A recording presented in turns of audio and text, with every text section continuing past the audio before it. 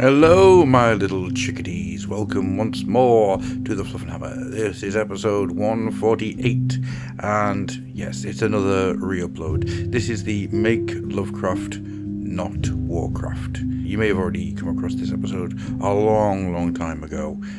It's a Patreon episode where we discuss the inner workings of H.P. Lovecraft's brain, for want of a better term. Yeah, once again, it's because my computer died a horrible death and I lost all of the backlog of work that I'd been putting together. So I'm just putting these out in order to give it a little bit of breathing space. The next episode you hear after this one should be a new episode, and then once again we'll have these ones coming out weekly whilst we just get this backlog in place, and it just gives us a little bit of breathing space. Real life, man. Real life is a horrible thing. Needs to stop. No, I'll rephrase that. I want to go back to being 20 and I had less responsibility. That would be... Actually, I don't want to do that at all. No. I don't know what I'm trying to tell you. Life is busy. It's moaning now. Complain, moan. Much like H.P. Lovecraft himself had a tendency to do. So, without any further ado, I will take you back in time to past me, who will now tell you all about the episode. Take it away, Adam. Hello, my little lovers, and welcome once more to the Patreon exclusive shows. This is the beginning of a new season of shows. This is the Fluffenhammer sanctioned. This is where we cast an eye over the little bits of lore and fluff that you may not quite realise exists. But of course, we'll come to that in a moment. For I'm Gruffy, I'm Adam, I am your host, and I will take you by the hand and lead you through the various myriad passageways of this crystalline labyrinth. And with me, of course, always, is George. Hello, ladies and gentlemen. Very excited about today's Patreon show. It's my jam, this one. Really is. It's my jam. Your sentient, oozing, gooping, tentacled jam. Exactly, yes. It's jam that's actually made from some sort of effluent of some extra-dimensional slug-like creature with lots of tentacles and things.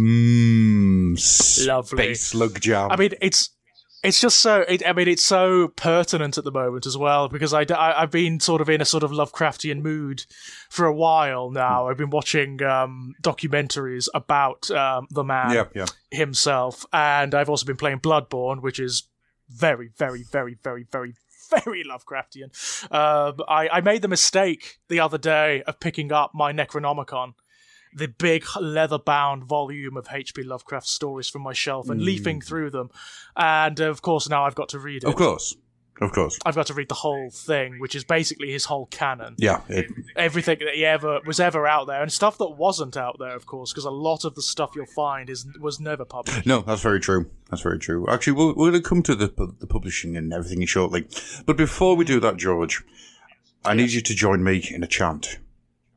Okay. Oh, is it? Are we going to do the I Shubnik? No. This one it's a bit easier. It's for time. I actually got it out of this book here, My First Cthulhian Summoning. Okie dokie. Let's try this. Hakuna Matata. Such a wonderful phrase. I think Adam. I think you may have the wrong book. Oh, all right. Oh, sorry. 1 second. Or maybe there was some egregious printer's error. No. Sorry, it's entirely my fault. I'll try that again. Cthulhu Fatagan. Such a wonderful phrase. Cthulhu Fatagan. No passing phase. It means no worries until the end of your days. Cthulhu Fatagan. It's Paul Logan Blaze. Brilliant.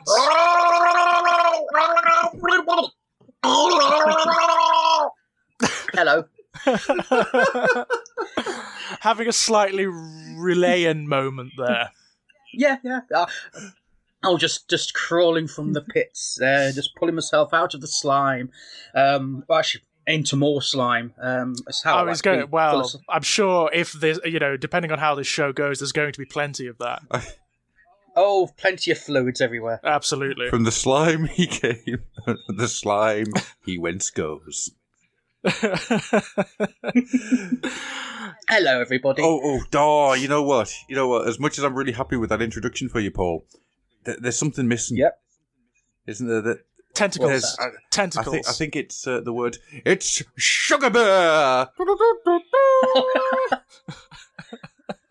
Indeed. Oh, so many names. You know, like the gods themselves, I have so many names. You know what I like about this lineup? I think every single one of us has done a Lovecraftian podcast at some point together. Oh yeah. Oh yes. Three of us have. All three of us, yeah. We've got sort of pedigree in this regard, which I kind of like. We are the unholy trinity. Yeah, definitely. Well, definitely. I've had George. You were on Lurkers in the Lobby twice, maybe 3 times. I was. We watched terrible, terrible adaptations of Lovecraftian stuff. I mean, really god-awful stuff. Paul, you did 1 Lurkers in the Lobby, I think, but we also did the Witch Hunt, I think. But we also did the IDW Infestation crossover for for the Underbase. Yes, we did. Oh, which also had a Lovecraftian It bent, did. yeah? It did. Oh, interesting. Transformers and Lovecraft. Now there's a crossover. So what actually happened here is that I've combined George's more academical look at horror and Paul's slimy, gooey look at horror. Yep. Slimy, gooey. Yeah. I like that. I've put you in a room, and either we're going to talk about it, or we're going to let them fight. There's no fighting. There's no fighting. No, I didn't come prepared for that. I have no wards or no summons ready or anything like that. If I'd have known about that, I'd have carved symbols into my flesh. And, I'm a lover, not a fighter. Summoned something. Yeah, I'd have summoned something to fight in my face. Just how I play RPGs, that's how I roll. You go do it. This is your problem, not mine. Absolutely. You've got more sanity points than I have. Away with you. Yeah, the fun thing is, though, if you're doing a Lovecraft RPG, then you don't really want the sanity points, because the fun starts to happen when you start to lose them. It's when you start to roll on the random tables and you develop a phobia and a philia, which are either contradictory or complementary. That's kind of fun. I always remember one of them. It was a sort of medieval-based fantasy world that was a Lovecraftian RPG, and one of the characters, he lost so many sanity points. He thought he was being haunted by the ghost of his dead father.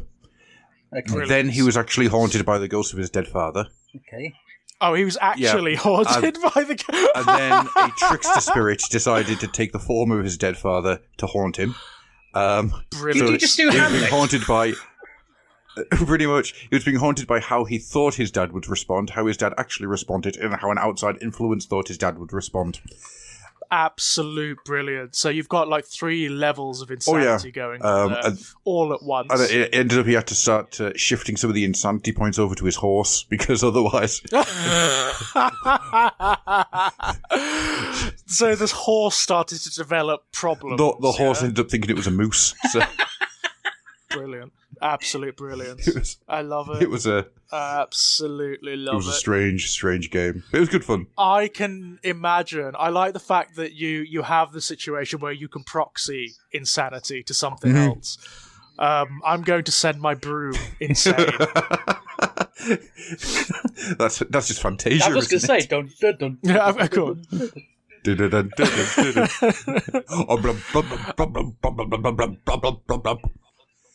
Of course, this is the fun of Lovecraft, though, isn't it? I mean, what I like about the RPG systems in particular is I like to sort of accrue insanity points. I like to be the kind of character that wants them, that kind of secretly embraces the mythos, So you play Call of Cthulhu and want to lose.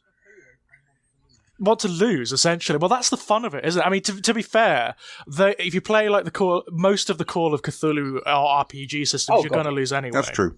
Isn't it? They're not really the RPGs where you win out in the end. It's a mild digression, but yes. Has anyone ever played Dread? Right? Dread. No. It's an RPG, and it works perfectly with Call of Cthulhu. We're actually currently I'm working on trying to integrate it into Space Hulk for a future Patreon actual play. Oh, so much fun. And what it is is there's no dice rolls, right? Okay, that's interesting. There's a Jenga tower. What?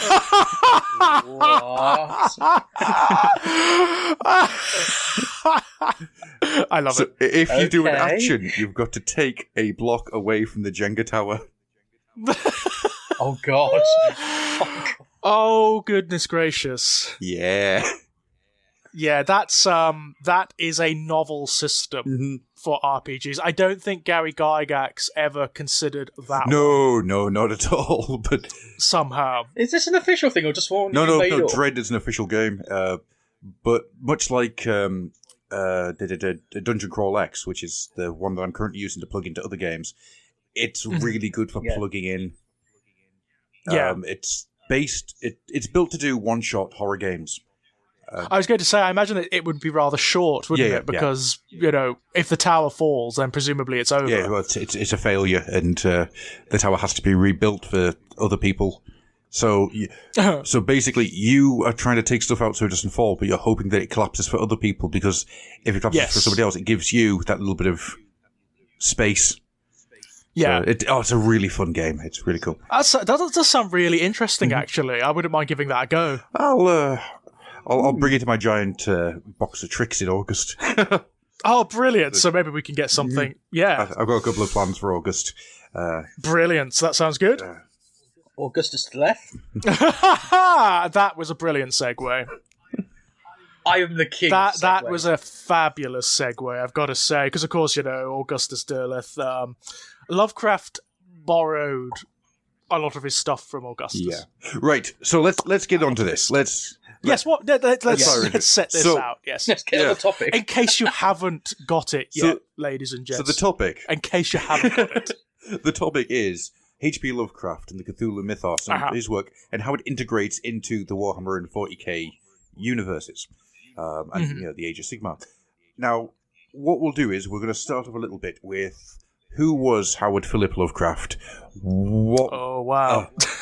Yeah. Can anyone else just see this word just flashing on and off? And we're just trying to cover it up, just going, yes, we're aware.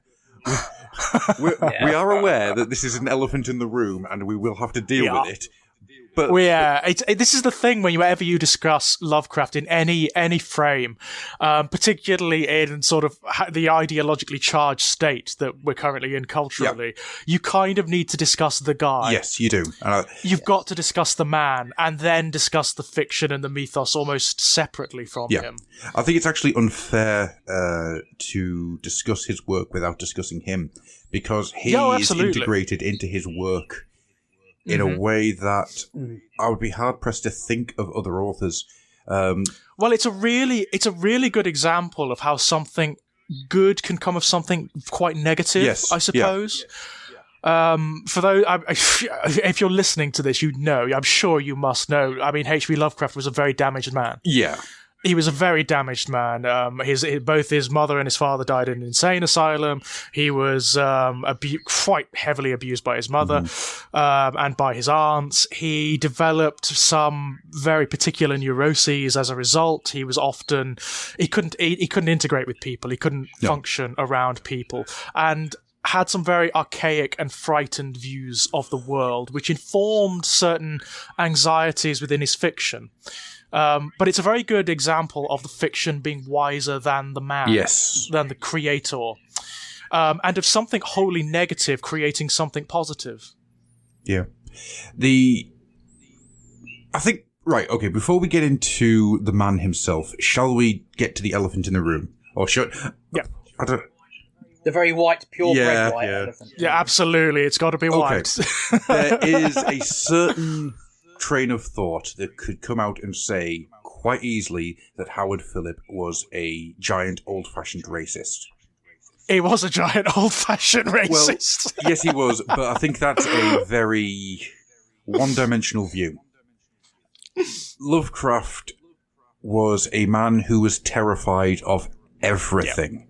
That's absolutely true. He was actually generally afraid of humanity, wasn't he? I mean, if he were alive today, the characteristics he exhibited, he would be diagnosed with all sorts. Oh, God, yeah.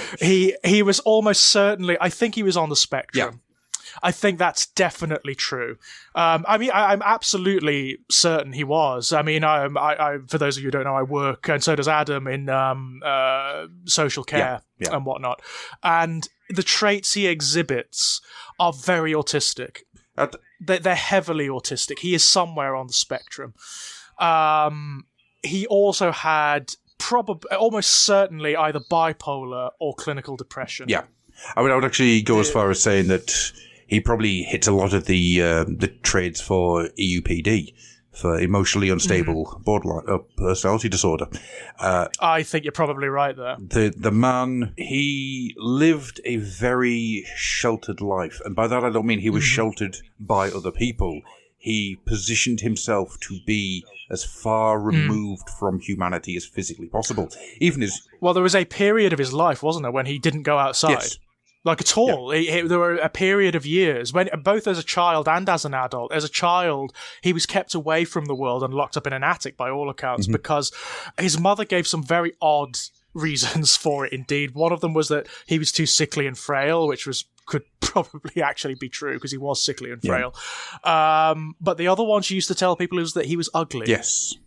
He's too ugly to go out. And she used to tell him that too. And the weird thing is, you look at the photographs of Lovecraft, he's not an ugly man at all. No, he's a haunted man, and he does have a slightly brick-like face.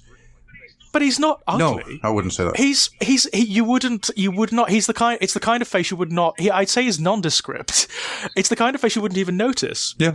If he walked past you in the streets. Right. There's nothing distinct or you certainly wouldn't recoil in horror from him, but Lovecraft grew up through a period of his life thinking that this was true, that people would recoil from him. Which feeds into all of his work.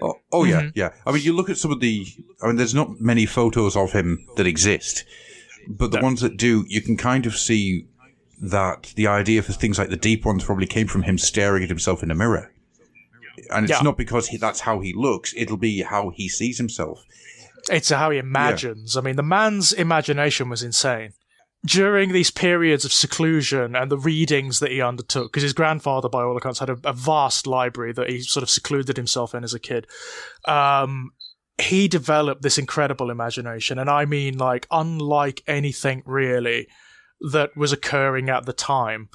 It's a totally unique imagination that probably wouldn't have come about in the shape that it did and to the same intensity were it not for these neuroses and were it not for these anxieties and problems that he had. A good old Whipple. I freaking love Lovecraft's. I'm trying to remember his last. Yes, the industrialist. Yeah, I'm trying to remember his last name. It's Whipple something, isn't it? It's Whipple Van Buren Phillips. That's his name. Yeah, it's something like that, isn't it? Yeah, it's that is an amazing name. And he looks like that as well. Have you seen the photographs of him? Yeah. He looks like that name. He's got the big mustache, and he's often in a top hat and whatnot. It's sort of like, you look like that name. What you were saying there about Lovecraft forcing himself out of the way, being in these states of seclusion. The most important one for that, and I know we're kind of jumping around a little bit, and we're going to get into something a bit in a minute. But I think it's important that we kind of deal with the elephant in the room before we get into Absolutely. anything else. I mean, actually, it's important to establish because certainly in the 40K universe, there's a direct influence. There's at least a reflection of it. Yeah. So it all feeds in. Yes. It all feeds together. It does, and as fiction always does, it shows a mirror to society as a whole. And Lovecraft's work, a lot of the time, when you kind of dig through the more celestial and the more out there parts of the mythos and the horror, boy, does it go out there. Oh, it does. There is always that sense of isolation. We are alone. We are unimportant. The creatures he talks about, they're not evil. They don't come for you. Yeah, what are you? You're an ant. Exactly. It's ridiculous to think of them as evil, isn't it? I mean, the larger entities, the cosmic entities that occur in Lovecraft, which are analogous to gods, they're so vast in scope and they operate on levels of being that are so far beyond what humanity can conceive of. They appear divine or infernal. They appear almost like godlike and abstract. They're not. They're extra-dimensional entities. But the notion of them being evil is as absurd as, say, a virus or a microbe in our own bodies thinking of us as evil. Yeah, it's that absurd. It's that ridiculous. It's almost like whatever negative impact they have upon humanity, and it is fairly profoundly negative, is as a result of their natural being, of their processes, rather than as a result of any intention. Although some of them do definitely have intention. Yeah, the stuff like the Mygo, the stuff that's much lower down in the mythos. Yes. Yeah, the ones that are closest to being human, as it were, or closest to showing human characteristics. It's odd that the ones that are closest to being near to us have the closest to being semi-evil. Yeah, that's right. That's absolutely it. Because their intention is much more mundane, isn't it? You know, it's usually power or influence or money in some instances that's motivating them. Whereas things like Cthulhu, for example, or even vaster Azathoth. Azathoth has no intention at all. That's the interesting thing about Azathoth. It is the blind idiot god and the creator of all. But it has no direct intention. No. It creates realities arbitrarily as a result of its being, because of the mad, feverish visions that flash through its multiple faceted minds. It's Zeech. Yeah. It's essential. I mean, this is one of the clear overlaps. There are overt overlaps and influences, but Zeech is Azathoth. See, again we're going a bit over. See, I was actually thinking Azathoth, to me, a little bit is the Emperor. This thing at the centre of the universe, not that sentient, but is a core of the universe. I don't know, because I've always regarded the Emperor as like Sigmar, as sort of analogous to Sigmar in AOS, in the sense that he is the divine in humanity, or a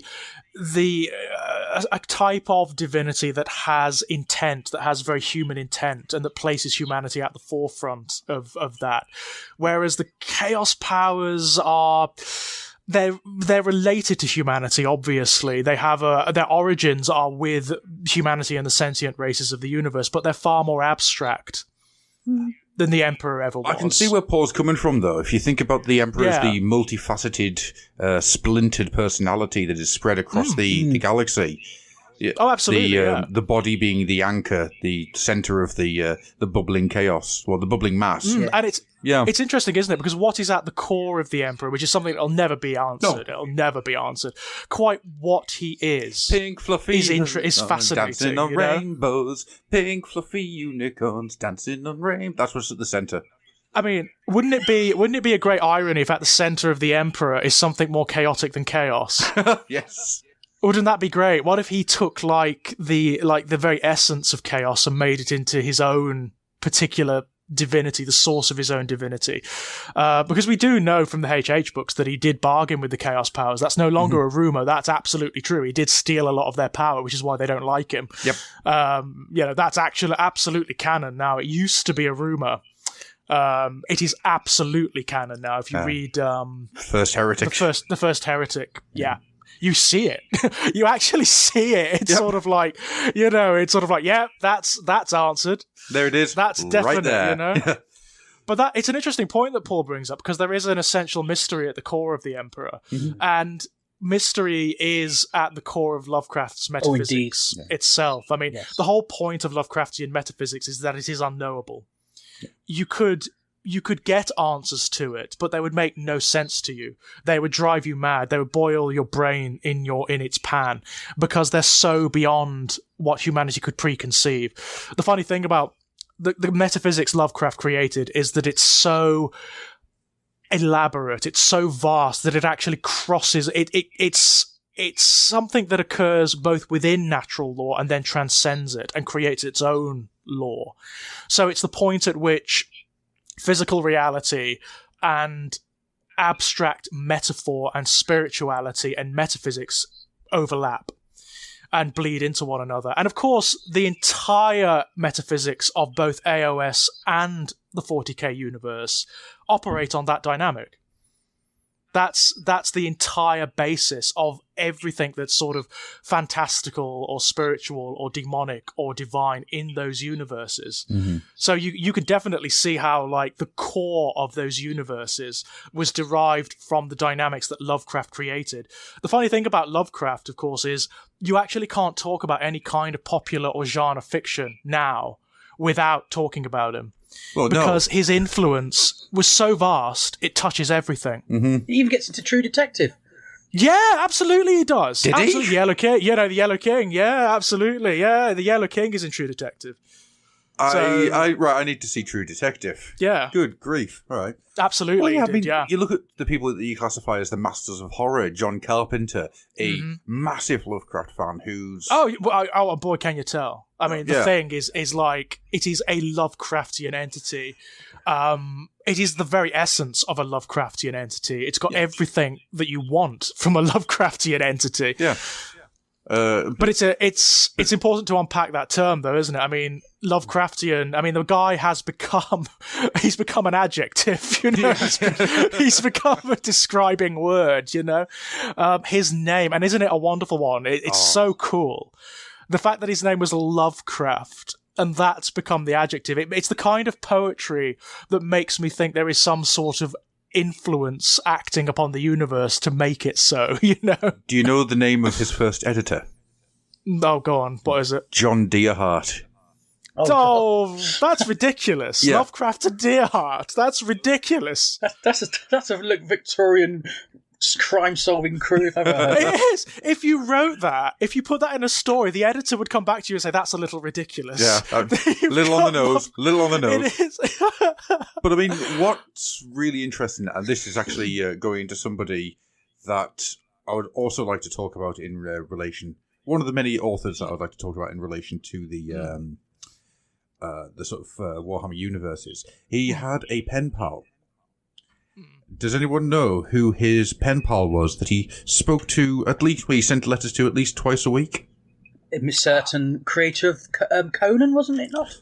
It was Robert E. Howard. Yes. Now, I don't know how much you know about Robert E. Howard and the life. He was an odd bloke. Yes, he was. I know that much. There's quite a lot about Robert E. Howard which has been kind of looked at with more modern eyes, and a lot of things jump out. There's an interesting little correlation between the two, because I'm going to talk about the people themselves for a little bit. Howard Philip Lovecraft was married for a short time. I know, which is the weirdest thing ever. She was a touch-me-not wife. Also Jewish. Yes. Which is the most bizarre thing. I remember when I first learned that, when I was looking into the guy's life, and I was like, what?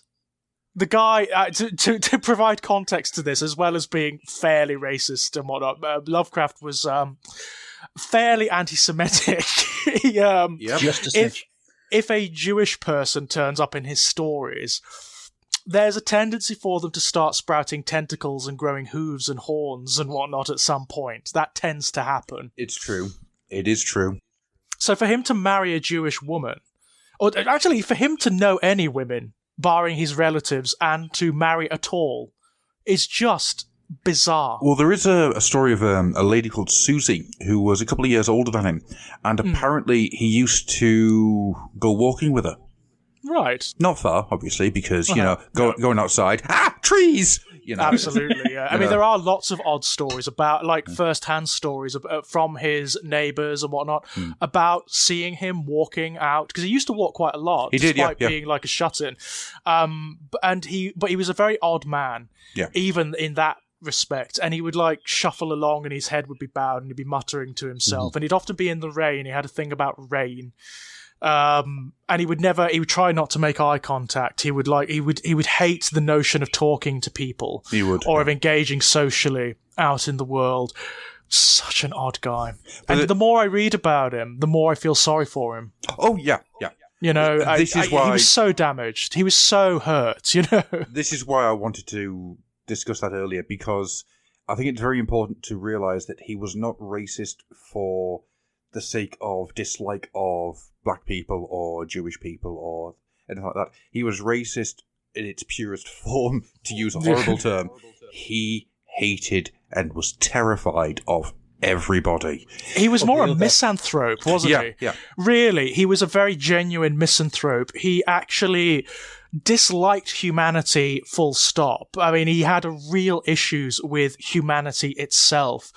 And in his isolation, that seemed to have, like, his fear of humanity mingled with these very old world ideas, with this romanticized perspective he had about Englishness, for example. Yes. He was very much an Anglophile. Mm-hmm. He had this very bizarre notion of like Victorian England, despite the fact that, you know, he was well beyond that himself. Yeah. And of class structure and of manners and of being a gentleman and all of this stuff, which came largely, it seems to me, from fiction. Yes, from Bram Rather Stoker's than Dracula, from Edgar Allan Poe's work. Yeah. Yeah. Rather than from any like historical reality. Yeah. I think it came from fiction. Well, look at his choice of words that he uses throughout the stories. They are anarchic at the time. You know, they're archaisms, aren't they? Yeah. I mean, Eldritch is one of his absolute favourites. Yeah. Nobody knows what Eldritch means. Squamous, batrachian, gibbous, you know? He uses these very big, very archaic words that have a certain flowery poetry to them and are sort of like resonant in and of themselves, and then overuses them massively. Well, yeah, he's just basically going into Byron's poetry shop with a fishing net and just taking everything he could. But what I was aiming towards here, that Lovecraft was indeed married for a while, and he lived in New York for a short time, which is something I can't get my head around. But during that time, he lived in New York. At that time, the most multicultural city in the world, probably, at that time. There's there's a story that he went outside on like the second day, saw a couple of Black Navy guys, or like ship workers, ship hands, that's the word I'm after, screamed and ran back into the house. I can well believe that. And then I have visions of it's that Simpsons thing where old man Simpson comes into the bordello, sees his Bart, then just turns back right round. Yeah. Whilst over in Texas, you've got Robert E. Howard, who at this time, you know, he's working outside, he's doing all this stuff, and he meets a lady, and they become close. But once again, she becomes a touch-me-not relationship. They don't lay a hand on each other. You know, there's all the stories that she was like trying to induce some kind of physical romanticism between them, and he was very much not interested. And I think that is probably something that these two discussed quite a lot. Yeah. The difference being, Lovecraft was a terrified individual who probably wouldn't know what to do with a naked human being in front of him. No. Whilst there is a large amount of theory that Robert E. Howard was quite possibly gay. I have an inkling that Howard was probably gay. Lovecraft, I imagine, was probably asexual, to be honest. Yeah, he had no interest in anything to do with the sloppy parts of a human. Well, this comes through in his writing, doesn't it? It really does come through in his writing. It is one of the most sexless bodies of work you'll ever read. There is no romance in Lovecraft. The only time any kind of union occurs is for the purpose of procreation. Yeah. And it's spoken of in those terms, and it's often an obscene thing. It's often not. It's often like a hybridization between a great one and a human being, or the child of a great one and a human being, creating some hideous spawn. You know, and it is off. There is no actual appreciation for the actual act or any emotion involved. You know, it's a clinical look. It's a sort of like a functional look at things. Which is quite ironic considering how much Lovecraft has now been attached, to tentacle porn, that sort of thing. You know what I mean? That sort of thing. Yeah, I mean, there's an entire subdivision now of Lovecraft-inspired pornography, which I'm sure he would be horrified about. I'm sure he would be absolutely horrified to learn. That alongside the fact of there being Cthulhu plushes now, I'm sure he would hate that. This is actually an interesting question, right? I know that with my apologies, ladies and gentlemen. This is just how the Fluffenhammer works. If this is the first time, how it works. We bounce, we jump around. It is just how we talk. Particularly when it's us three together. Yeah. We're providing context. Yeah, Is what we're doing. pretty much in the most scattershot manner. But and also you're getting bang for your buck, ladies and gentlemen. We will get back to Warhammer at some point. Don't we? Oh yeah. This is all important. This will all tie in. This is all salient. Yeah. Yes. Here's a question. I promise. How would H.P. Lovecraft feel about RPGs based on his work? You know what? I don't know. I think he would be better inclined towards the RPGs than anything because they are literary. Yes, they are. In nature. He was hated games, though. He did. I think he'd be alright with it if it's RPGs done over Skype because then there's no human contact. Yes, then he'd be all right. He'd be okay then. I mean, he was a peculiarly funless human being, wasn't he? Yeah. He was consumed by his anxieties, and he seemed to not only be consumed by them, but obsess over them. Yeah. They were the core part of his life, to the point whereby they expanded out from being like the comparatively picayune racism and misogyny and homophobia that he exhibited to being this cosmic nihilism. So he was afraid of humanity's pointlessness in the universe. He was afraid of humanity's groping out through science into areas that it potentially shouldn't. Where it might discover something or meet something that was entirely hostile to it or was corrosive to it. Yeah. He was afraid of reality.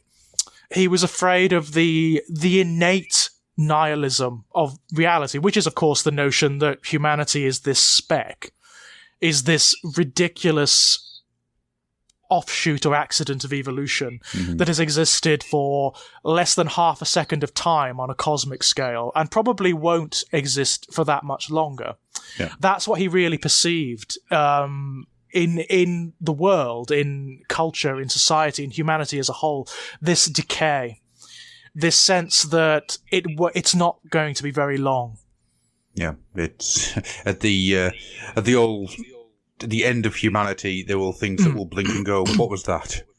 Exactly. It's like, did I even notice that? It's the equivalent, the cosmic equivalent of all of reality, of the universe just, fingering some grit from its eye. Yeah. It's literally that. That is the very core of Lovecraft's metaphysics and of the nihilism that informs it. It is this notion that humanity is isolated on this planet and is meaningless.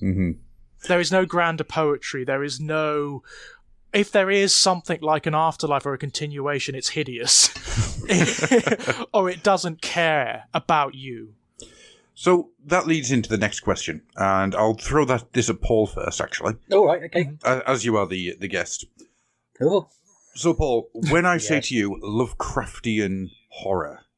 Yes. How do you respond? How do you think about... What's the thought process that you go through to respond to that?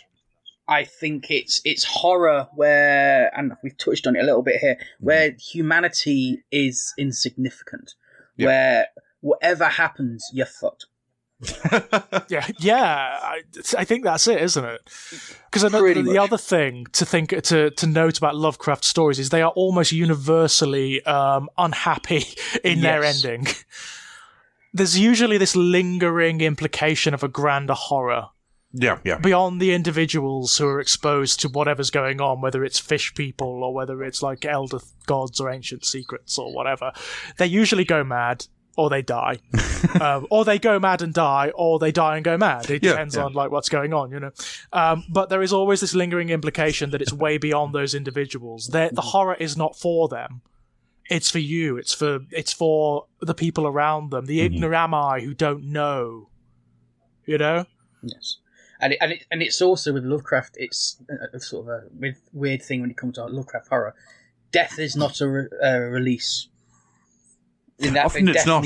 No, death is usually things when you have regular horror. Oh, you get killed. There's a murder here. You get stabbed. That's it. No. There's worse things than death. That's the thing. Yeah, I mean, if you read the Call of Cthulhu, one of the implications of Cthulhu's mythos is when he awakes, all of humanity is going to go mad at the point of his awakening. And we're going to be lost to some eternal nightmare of insanity that will never end. Sort of explains Trump. What, do you think we're in it now? Yeah, pretty much. Great Cthulhu has risen and we're in it now. That's a very nice basis for a postmodern Lovecraft story. I may write that. Brexit and Trump, there we go. That's a really cool sort of political postmodern Lovecraft story. That's really cool. I like that a lot. You can have it for free. I really like that. All right, then. So, next question. Mm-hmm. If you were to say to somebody who's never read Lovecraft, never heard of Lovecraft, as strange as that may sound, but let's face it, we are in this very odd literary bubble that we live ourselves in. And so there are a lot of people out there who don't know a lot about Lovecraft, especially about the person himself. It's interesting though, isn't it? No, they wouldn't know about Lovecraft himself, and they may not know about his work, but they will know about the themes they know and the imagery. Who Cthulhu is, you know. Because it's everywhere. Yeah. It's everywhere. It's like if you've ever seen a horror film, if you've ever watched any science fiction, it's there. You know, it's in comics, it's in video games. It's bloody hell, is it in video games? It's everywhere, you know? You cannot, it's like, you know how all human beings that are alive today are related in some way to Charlemagne? Yes. Basically. It's exactly the same thing with Lovecraft's fiction. Every bit of fictional media created today is in some way, certainly within particular genres, related to Lovecraft or feels its resonance and its influence. It's an interesting point there, actually, because I mentioned how John Carpenter is heavily influenced by Lovecraft. Stephen King has said multiple times that if there was no Lovecraft, he would never have got started. Oh, I mean, King is really eloquent about it. I think he called him the 20th century's dark and baroque prince. Oh, I like that. Yeah. Isn't it lovely? Nice. Yeah. Which is, I'd consider, other than Pennywise and that whole sort of thing there, I don't see huge amounts of Lovecraftian themes or ideas. Oh, if you read The Mist is totally Lovecraftian. No, that's true. But it's very rare, I thought. He's more of a Poe overlap, always felt. I think he's Lovecraft when you remove the giant otherness and make it more... I don't want to use the term pedestrian because that sounds like it's more domestic, isn't it? It's more that's true. You know? It's like localized Lovecraft, if that makes any sense. No, that makes a lot. That I can see that definitely. Yeah. If that makes any sense, it's localized Lovecraft because you've always got that element of people going mad in King. Yes. That's almost in almost every single one, slowly driving themselves insane and being impacted upon by outside forces. Often in that, like in The Shining, you know. Oh yeah. That's kind of Lovecraftian. There are other stories that directly reference Lovecraft, like the Dark Tower series actively incorporates stuff from Lovecraft's mythology, as it does from The Lord of the Rings and from Sergio Leone and just hundreds of influences. Oh, yeah. Just ridiculous numbers of influences. There's a mushroom on it. Just everything. It's just like that's King's grab bag, essentially. Mm-hmm. Okay. So the question I was going to ask here was, you meet this person and they say, I'm interested. Where do I start? What's the story that you suggest? God. Can you give me an idea of what that story is? And George, you first. Okay, I would go... I mean, for my money, I would have to go... The thing with Lovecraft is he can be very alienating. Yes, he can. When you first come to him. I didn't like him when I first came to him. I'd read about him a lot through other writers. And, I knew about his influence, but I didn't really know much about his work. So I think I was like in my early 20s when I first came to Lovecraft. And I didn't like it when I first read it. I was like, what the hell is this? I can't read it. It's illegible, you know? But it's an acquired taste. It's like wine or like olives. You need to kind of persevere with Lovecraft, and then you get to that point where actually nothing else will do. You get like a taste for it.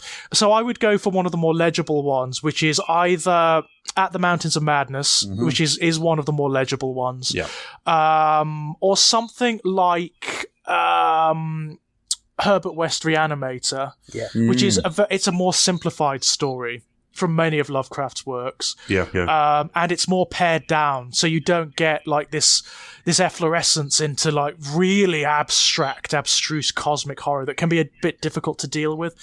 So I'd go for them first as an intro. Okay. Paul, your answer, please. I'd agree with the Reanimator. I'd also go short and sweet, From Beyond.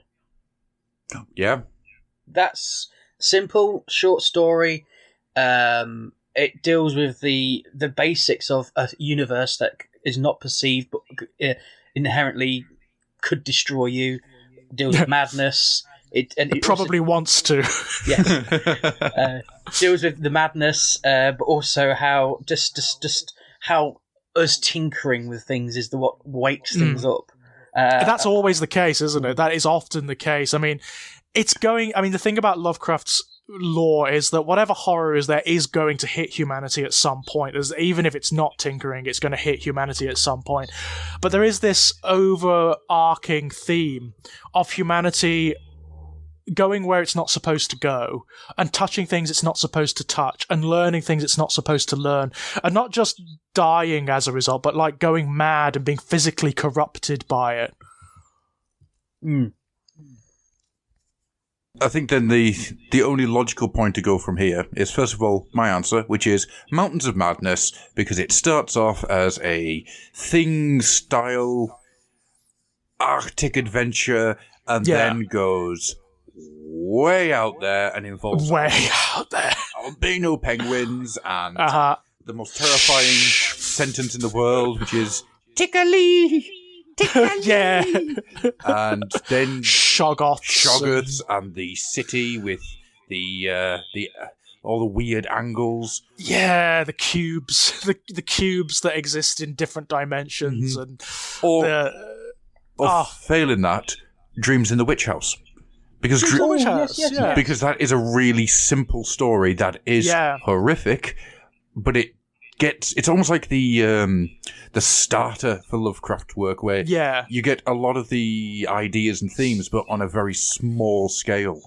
It just touches on them, doesn't it? Yeah. It doesn't go like, and it's nicely contained. It is. It's not like some of one of the big problems that people have with Lovecraft is he doesn't write characters. There aren't really any characters in Lovecraft. No, they're just sort of like vessels for the story. They're sort of ciphers for the story. Dreams in the Witch House comes closest to having characters, I would say. To having a protagonist who has some complexity to him and some sort of like someone the reader can identify with. Yeah, and but it the also Christian analogy as well in that, because it's the only one I think they deal with the devil, as in like it explicitly says, "Oh, there's a devil analogy here." Yeah, absolutely. So there's something familiar for audiences to latch onto. And then you get this just a little like a door crack of the weirdness. Yeah. A glimpse of the weirdness. And that's enough. That's enough. That is a very good... In fact, that's probably the ideal opening story for someone who's never read this guy, who's never come across it before, or thinks they've never come across it, because they have come across it. Many, many times. Yeah. So let's get down to the correlations then. Let's get down to the one-to-ones. So, how does Lovecraft and Lovecraft's work affect and infect, actually, the Warhammer and Warhammer 40k universes? There's something you said before, George, and I think it's the perfect way to get started on this. Lovecraft's work deals with how humanity is I can't speak. You can tell you can tell it's been a long week with no sleep. We're a race that exists, but we're not important. Insignificant. That's the word you were going for. Insignificant. Inconsequential is the one I was actually trying to go for. Yes. Oh, Christ. The fact that I've managed to get this far, I'm actually quite impressed with. For those of you who don't know, I have a new puppy. She is 8 weeks old, and I haven't slept for a week.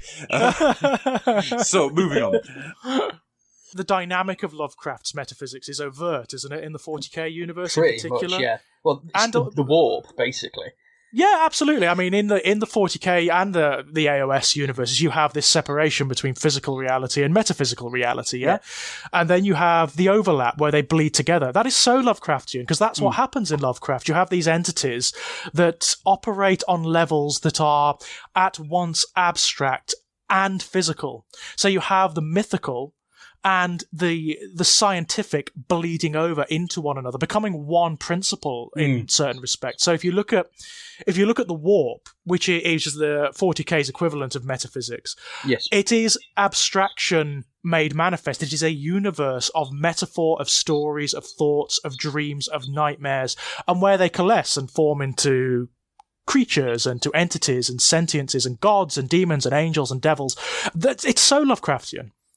It's like they couldn't have been more Lovecraftian if they tried, which they obviously did. But it's also in the way they describe this stuff. Like if you go back to the old ROC books, the language they adopt, the imagery they adopt, they clearly knew their Lovecraft. They clearly knew it. Even like the occultism that they apply to the warp. You know how like mortal sorcerers and cultists summon creatures from beyond the ether. It's exactly how it works in Lovecraft's lore. So you have these despairing mortal entities. You have these guys who are probably suffering under the yoke of the Imperium or are ground down, who find some scrap of forbidden lore, which slowly, it's a sentient thing, knowledge being a sentient thing, sort of like worming its way into their minds and slowly twisting their perceptions and altering their states of mind to the point whereby they become fodder. They become a gateway for demons to enter reality. That's very Lovecraftian. Oh, pretty much, yeah. And also, I'm more of a 40K man. That's just I swing. But to be honest, also the way that humanity is seen by the Imperium is very Lovecraftian. It is. It is. It's just you're insignificant. You are a cog in the machine, or not even that. You're a resource. You're just a thing. This is a really interesting point. The dynamic of humanity in the universe of 40K is very Lovecraftian in the sense that humanity has expanded out into the wider universe. It has found these alien, extra-dimensional entities that are entirely hostile to it. It has found that it has no wider place or purpose. It has even found that the metaphysics of the universe is hostile towards it and is intent on consuming it.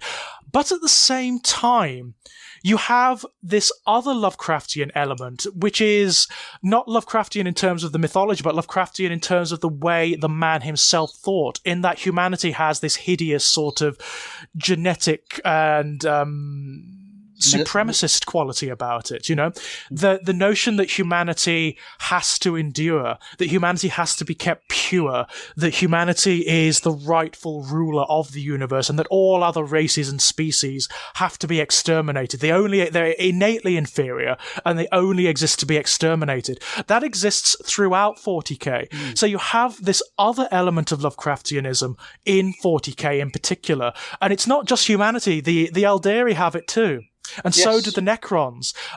This highly xenophobic quality and this sort of genocidal genetic supremacist quality, which is very Lovecraftian. It's very Lovecraftian, just in another way. Yeah, it's odd because I say the team I play, Tau, is the only one that doesn't. They're like, come on. Everybody in the same pub. The Tau are like the tonic to Lovecraftianism in 40K. Indeed, yes. They are the tonic to Lovecraftianism. But in every other respect, from its metaphysics to its politics, to its ideologies, to its cultures, to its species, everything is Lovecraftian. Indeed. In many and varied ways and shades. I mean, the thing I really like in both AOS and the 40K universe, and it's lifted directly from Lovecraft stories, is the way that knowledge is not only a forbidden thing. There are not only things that we should not know, it's a sentient thing. Knowledge has its own agenda. It has its own corrupting influence. So you can learn something about the warp, for example. A normal guy in the Imperium on some hideous forge world who's been laboring in the darkness for his entire life could discover some awful secret. And it's not just the knowledge of the secret itself that starts to alter his state of mind. It is the knowledge itself. It is somehow sentient. The warp starts to talk back to you. It starts to bleed back into your mind and alter you in initially very subtle ways, and eventually could end up physically transforming you. That's totally Lovecraftian, that notion. Yes. The It's the forbidden resonator. law. Yeah, the forbidden law that is itself sentient and alters the way you operate. I love that. I think that's awesome. Yeah. But there's, I think that, not to say a parallel, it's one of the main things is you've mentioned intent. And I think that's possibly where the nature of the 40k does diverge, or iOS, is you need to have baddies, or you need to have factions. Yeah. And I think that's where it took the Lovecraftian idea and went, let's make some baddies and goodies and intent, where there was never really intent. Oh, yeah, I mean, absolutely. Although, they do introduce a degree of ambiguity into that, especially, I mean, with regards to the Chaos Powers, for example. Mm-hmm. Now, the Chaos Powers, yeah, they definitely have intent. They definitely have intent. I mean, they have to by the nature of their beings. But they are also natural products. This is an interesting way in which the metaphysics of 40k and of AOS removes itself from Lovecraft, in the sense that the Chaos Powers, which are the most significant and aesthetically Lovecraftian powers in the entire mythos, in the entire mythology, are actually somewhat removed from Lovecraft, in the sense that the old ones, the great ones, the entities of Lovecraft exist regardless of humanity. They are ancient beyond the ken of humanity, whereas the powers in the 40k universe and the AOS universe are actually reliant upon humanity and the sentient races to maintain shape and aspect and to feed them. So there is actually this removal from Lovecraft where the metaphysics tries to make itself its own thing. And quite successfully, I feel. I think that is the biggest break between Lovecraft's work and the 40k universe. But if you go right the way back, and I do mean right the way back to the conception of Rogue Trader and Warhammer Fantasy Battle, there was a certain element of humanity encroaching on the domain of the gods. More so in 40k than there was in Rogue Trader, than there was in Fantasy Battle, because Fantasy Battle had the elves and the Slan blew a big hole in the universe. And God Idiots. Damn it, Teclis.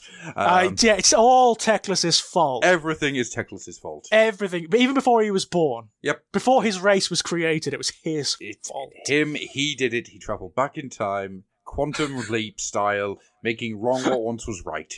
Yep. So in Fantasy Battle, you had this hole appeared, and that's what allowed the Chaos Gods to take notice of this world and start pouring themselves through to try and to come through and take what they could. In 40k, it was more the humanity went out into the stars, and that they found that they were small, insignificant, and were about to be devoured by these great cosmic creatures and beings that surpassed any knowledge that they had. Whilst nowadays, it is more the metaphysics are that the humanity's hopes and dreams are the perfect nectar for the Chaos Gods. Absolutely, more so than any other race. While Slanesh loves her Eldari, it pales in comparison to the short, burning, bright lives that is humanity. Absolutely, yeah. I mean, that is the most significant removal, I would say, from Lovecraft's metaphysics in the 40k universe. The fact that humanity is, in a way, necessary to these powers. I mean, that is very unusual.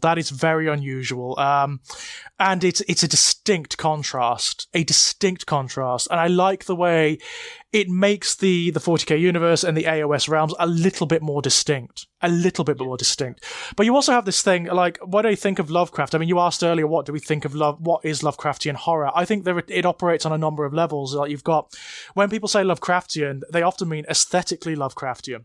So, aesthetically Lovecraftian, yeah, tentacles. It's this notion of monstrosity that's so elaborate and so beyond what we understand of anatomy that it's almost impossible to imagine. And you have that throughout 40k and throughout AOS, of course. You've got, like, the Tyranids. The Tyranids are sort of biological Lovecraftianism in overload. In absolute overload, because they are this mass of tentacles and flesh and impossible anatomy. Demons, obviously, very Lovecraftian. Things like Mutilath, Vortex Beasts, massively Lovecraftian to look at. Chaos Spawn. Chaos Spawn are probably the most Lovecraftian entity in 40k. you have that, but you also have ideological Lovecraftianism. You have metaphysics. You have the what we were talking about earlier, which is humanity's insignificance in the universe. You have the overlap between the physical and the metaphysical. You have entities that are too vast and operate on levels that are beyond comprehension, that can drive you mad by actually engaging with them. You also have things like that innate mystery in the 40k universe that is very Lovecraftian. You have things like the Catan. The Catan, which are star gods. They're called star gods, but exactly what they are is left up to interpretation. You know, they are ostensibly metaphysical entities that are not reliant on the warp. So they're actually separate from the core metaphysics of the universe, and it's never explained where they come from or what they're doing. And it's odd that they also got involved in a war in heaven, which again is a very Cthulhian idea It's very, of these deities. So isn't it? I mean, the war in heaven and the notion of the old ones, certainly in the 40k universe, is directly analogous to the deep time cosmic history that Lovecraft draws, because there is exactly that drawn in at the Mountains of Madness. Yes. You have the Elder Things, which are the equivalents of 40k's old ones, which are the creatures that are older than humanity, vastly, vastly older, evolved to states that humanity couldn't even dream of, that ostensibly seeded not only the Earth, but multiple worlds in reality with the chemical compounds for life and guided evolution to the creation of humanity and to various other species. But to whom humanity is just cattle. You know, they're either a mistake or they're just cattle. Yeah, and then then they lead to the Necrons, so... Exactly. I mean, exactly. You have this, and the Necrons have a very heavy Lovecraftian element, particularly how they were initially introduced. You know, initially you didn't have any of the stuff about the Catan. You didn't have any notion of them being biological beings. That never occurred in the early Necron stuff. But what you did have is explorators from the Imperium and from the Adeptus Mechanicum going out into these unexplored worlds, delving into ancient tombs and alien megaliths and arousing something ancient and evil, which is it's a totally Lovecraftian trope. Yes.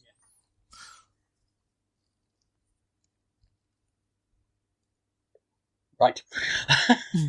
Yeah, I mean, it's yes. Completely Lovecraftian, and that has evolved over time. If you read the current Necron Codex, by the way, which I was reading this morning, I've just got it, and I love it. It's absolutely superb. It details the history of the Necrontire as they were, the Necrons as they were, and their entire history, particularly the War in Heaven, is of a scope that is equivalent to the histories that Lovecraft draws between his various races and species. And you have this wonderful sense with the Necrons of the universe winding down, of the great times, the glory days. You have it with the Eldari as well, of the glory days of the species of the universe long since past. Yeah. Long since past. Any hope or wider ideological intent they might have had is gone. It's done. And what's left is this state of scrabbling for survival. And just trying to claw some sense of stability from a universe that's intent on denying it. Yeah, true. It's not to bring another fiction into this, but I always go ahead. I always see now the Necrons and the Citans, and particularly when it was a Necrons with the old ones and that great old ones. Yes, yeah. Vorlons and Shadows. The way that war came into our world, and like you say, there's squabbling over an idea which got perverted, an idea, and then it ended up being something that just brought the universe close to collapse. And the scale, I don't know. I've just been reading the latest ones, and it just resonated with Babylon 5 a little bit with me. That was all. Well, it's just this notion of extremity, isn't it? Yes. This is again something you get certainly from Lovecraft, and certainly in the universes of Games Workshop, but also in wider fiction as well, in sci-fi, in fantasy, in horror. The notion of the universe winding down, and it's not just in fiction. This is actually something that is true in physics, in cosmic physics as well. The heat death of the universe, the notion that reality is not a permanent thing. and that it will wind down eventually when enough cosmic time has passed. This is what Lovecraft is referencing, and it's what things like the 40K universe reflect. There is this innate nihilism amongst the coolness, amongst like the aesthetic fun of it, and the narrative and mythological fun of those Everything's universes. in decay. There is this sense of despair. This overarching sense of despair, which of course in those universes is even made manifest in Nurgle. True.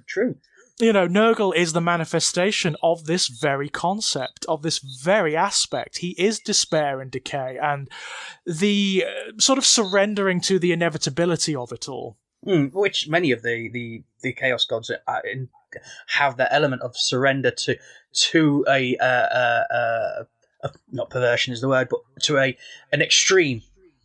Absolutely, they do. The only one who doesn't emphasize surrender is Tzeentch. Tzeentch's servants often they don't even know that they're Tzeentch's servants, or they don't think they are. They're characters like Ahriman, who is diametrically opposed to Tzeentch. He actually doesn't worship Tzeentch, despite being highest in his favor. He hates Tzeentch. He absolutely hates Tzeentch. He's trying to free his legion from the clutches of Tzeentch. But Tzeentch is the manifestation of hope and of rebellion and of trying to better one's state somehow. So that thrashing against the bonds, that denial of authority and of surrender is actually what feeds Tzeentch ultimately. So his favoured servants, his puppets, are ones that don't bow down. Yeah. They don't surrender. That's the whole dynamic. And it's also the ultimate irony, of course. But what I really love about Tzeentch in particular is he is becoming more Lovecraftian as his status evolves. If you read the new books about the Chaos Gods, like the Chaos Demons Codex, he has evolved from a singular entity to being this fractured, contradictory thing that has multiple different facets and personalities that are constantly at war with one another. He's fast becoming like the manifestation of contradiction and of ambiguity, which is way more Lovecraftian. It's way more Lovecraftian. It's very much like Azathoth. You know, it's very like Azathoth. I'm gonna have to pick up some new books. Oh, they're well worth reading. They're well worth reading. But that's true of all the Chaos powers. It's actually true of all the gods in general, particularly in AOS. Where you have this status where mortals can trespass on the realms of the gods. In fact, where they can become gods themselves. You have this theatre of Lovecraftian metaphysics occurring, where entities that were once mortal are actually vying with entities that were born as gods. Ooh. It's really cool. That's touching a little bit more onto what other authors dealt with in the Cthulhu mythos, isn't it? Yes, like Ramsey Campbell and that sort of thing. Absolutely it is. Where you actually, I mean, if you look at the extended Lovecraft mythos, which, you know, loads of people have written in, absolutely hundreds of people have written stories and extended, and it's an entire subgenre in itself now, Lovecraftian fiction. You have this elaboration of the mythology, where you have more in the way of human beings interacting with it and influencing it. Yes. Like I recently just read a whole short story collection which was focused on just Sherlock Holmes. Yes, and Lovecraft. Yeah. It was just the entire book, so it just highlights it. That's the interaction. Yeah. But it's so weird, though, isn't it? Because I would never have thought that would work, but I actually grudgingly came and read some of those Sherlock and Lovecraft stories not too long ago. You know what? They actually work really well. Yeah, some of them. When they're written well, that gels so beautifully. Yes, the guy who is forever focused on logic and finding things out deals with something that, if you find it out, has no logic and will destroy you by your finding it out. It's actually a really cool dynamic. If you're a deft enough writer, you can create something really beautiful out of that. Yeah. But if you can't, many of them was, oh, Sherlock, you found a mystery. Oh, it's a bit scary mystery. Oh, I know not to dig into it. Story. That's it. Yeah, that's a little bit. In fact, it's a bit of a cop out. Yeah. Is that it's a little bit of a cop out? But yeah, I mean, it's and clearly, if you look at like the artwork, if you go and thumb through the Tyrannid Codex or the Demon Codex or the Chaos Space Marine Codex, you could see the influence of Lovecraft. Oh, just a smidge. I think you mentioned that. I think you're quite right in regards to the Tyranids being to be honest, now more I'm talking about it, they are the ultimate ideal, or not ideal, the antithesis, so to speak, of what he was scared of, Lovecraft. That sort of amalgamation, that creature, that are intermingling, the consumption of self into something. Something that's totally alien. Yes. That's like, it's outside the realms of possibility and of comprehension. They come from we know nowhere what. Yes. Or what they want, and there's no reasoning with them. There is no way you can reason with them or argue with them or stand against them. No. They are so alien in terms of their motivations. There's nothing you can do about it. No, I see coming into this show, I was thinking more along the lines of the Chaos Guards being and the war. But the more we're talking, I think, the Tyranids. Well, it's interesting, isn't it? I mean, the thing for Lovecraft, Tyranids. Well, here's the fun thing. The Tyranids are so obviously influenced by Lovecraft. They are, originally, obviously, they were the Giga alien in the 40k universe. But if you go and read about Giga when he was designing the alien, one of his big influences is H.P. Lovecraft. So you have this wonderful sort of familial relationship or evolution occurring, where you've got stories and mythology bleeding into art, which then inform stories, which inform miniatures, which inform mythology, and elaborate from there into something even more Lovecraftian.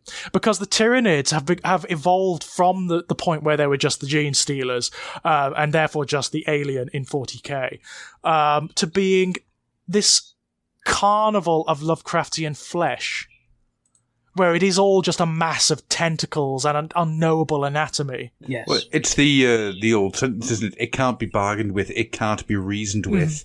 Exactly. It doesn't know pain or fear. It will never stop.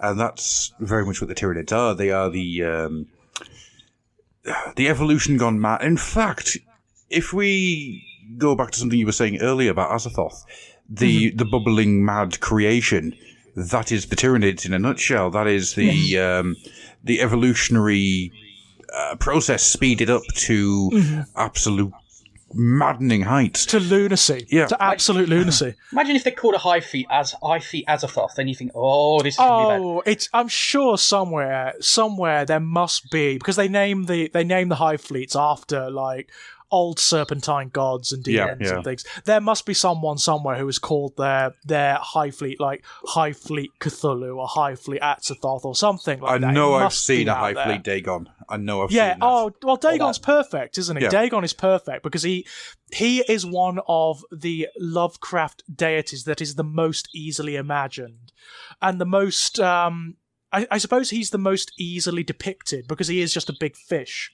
Yes, yeah. It's not like Azathoth, which is impossible to imagine and impossible to describe. He is just a big fish. And of course, there is a very overt and new influence there. When you look at the Ideneth Deepkin, there is a very obvious and overt influence. Yeah, it's not as one-to-one as you think they were going to go for. No. They've gone for more the themes and the feel of a Lovecraftian Deepkin than the being actual fishmen. Yes. Yeah, absolutely. I mean, I did think when they were first announced, I thought, those are going to be they're going to be Innsmouth bothering creatures, aren't they? Yeah. But they're not. They're not. They're not. Very much their own thing. They're very much their own. The realms of Age of Sigmar, that the Lovecraftian influence is always pertinent to what the realms are, without ever coming out and saying, and this is a thing with face tentacles. Yeah, absolutely. The sort of the weird unknowable stuff that's happening within the realms. I've mentioned City of Secrets a couple of times now, where it's an entire city that's based on fortune and premonition, and it gets used as a form of currency in some cases. Yeah, weirdness. And there's a lot of the unknown Kadath that's in there for me. Yeah, the real abstract stuff that you find in Lovecraft's weirder stories. Yeah. And towards the end of his life, they get friggin' weird. Oh, they really do. The older he gets, the more shut away he gets, the more removed from humanity he gets, the stories get stranger and stranger. they stray well beyond like just like the cosmic horror and nihilism, and they become these flights of almost like schizophrenic fantasy. They do, where it's reality melting at the edges, at the seams. It's just pure lunacy.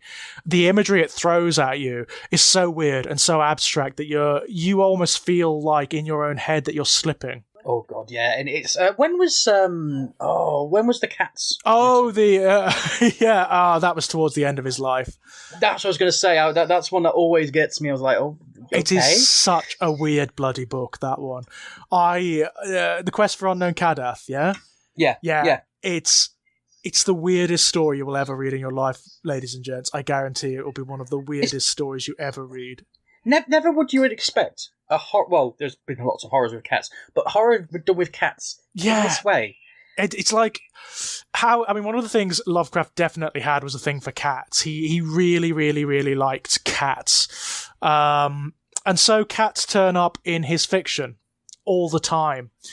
And sometimes as protagonists, sometimes as main characters. It's so weird. It's so bizarre.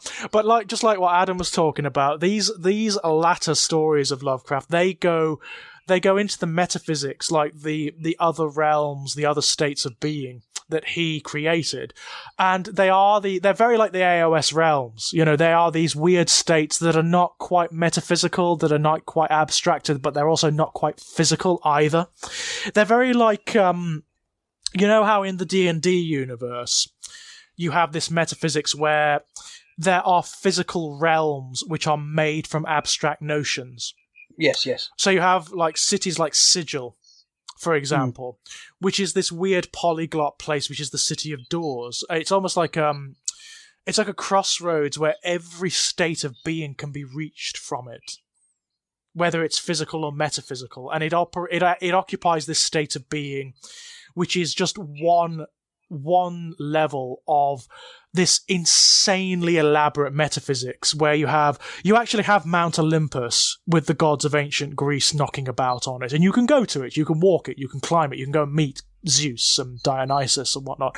You actually have the myriad hells that humanity has imagined in all of its various different religions and mythologies, and you can go to them. You can actually walk to them. You can go into these levels of hell or these circles of hell and go and see what's going on down there. You can get out pretty quick. Pretty damn quick, you would hope, yeah. You can go to the underworld of the ancient Egyptian mythology and go and watch Anubis measuring the hearts of human beings, to measure their worth, whether they are worth being reborn into an afterlife, It's insane. It's so elaborate and so impossible to imagine, but it's the kind of thing that Lovecraft was going for in his metaphysics. And certainly what he expresses in his later stories. Yeah, just that ultimate, everything is possible, everything is impossible. Exactly that. And it's something that other writers like Ramsey Campbell, like Brian Lumley, like just hundreds of others have taken up and have run with. They've just elaborated it beyond any comprehension. I mean, to go and try and catalogue or clearly define what is now called Lovecraftian mythology is almost impossible. Oh god, yeah.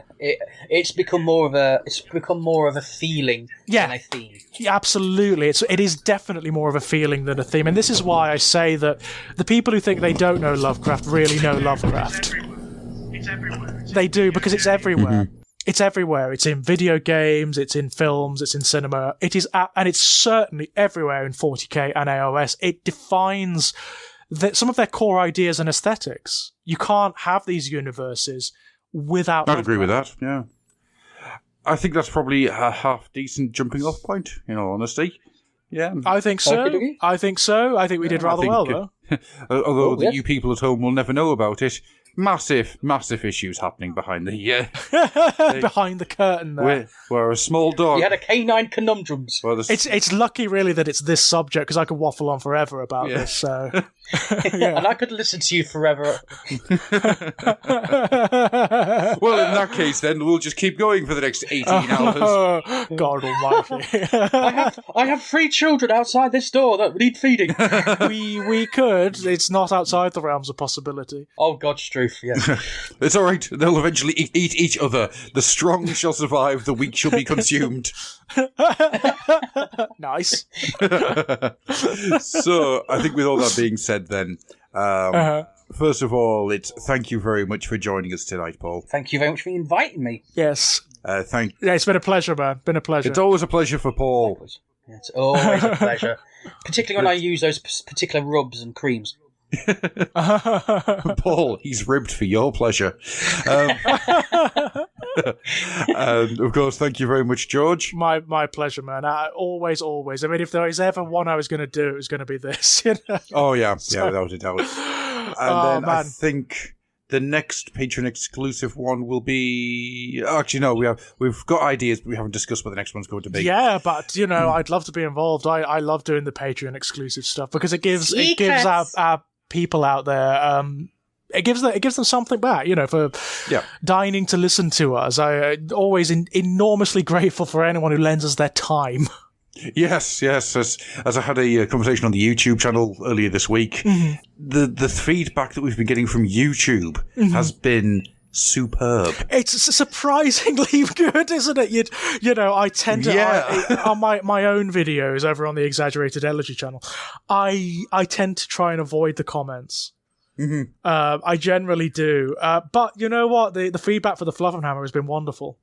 It has, and thank you. Yeah, cheers. Thanks for not turning it into, what the internet can be. Yeah. Thanks for not being usual YouTubers. Thanks for being awesome YouTubers. Yeah. I love the discussions. Like the elaborate discussions that are occurring without descending into argument about whether there can be female space marines or whether space marines have genitals or whether the Sigmar was a Primarch or whatever. It's weird. Yeah, I love it. It's odd, but it's brilliant. Are you saying that fandom is growing up? Let's hope so, eh? Maybe we're just getting the old people who don't have the energy. Yeah, don't have the energy anymore. They're burnt out with the arguments, Oh. They've just surrendered. We've got plastic sisters, so all our dreams are fulfilled. That's a fair point, actually. It's a fair point. But yet, still no Zotes. Not yet. He says, smelling something from Forge World, which is starting to smell a little bit four-legged and reptilian. Yeah. There's a smell coming from Forge World which tickles me. Tickly. Tickly. I'm just excited that the fact that a cyborg Amble is getting released. Yeah, it's brilliant. Not going to lie to you, didn't see that coming. Didn't, no. I mean, how often are we going to say that? How often are we going to say that on these podcasts? Did not see it coming. A million times. No. A million times. So, with all that being said, let's get out of here. Thank you very much, Paul. Thank you very much, George. Pleasure, and thank you very much to you, awesome Fluffer patrons, who have given us your money, and we have given you, hopefully, an enjoyable experience. Absolutely. Thanks so much, guys. Bye-bye. Bye-bye.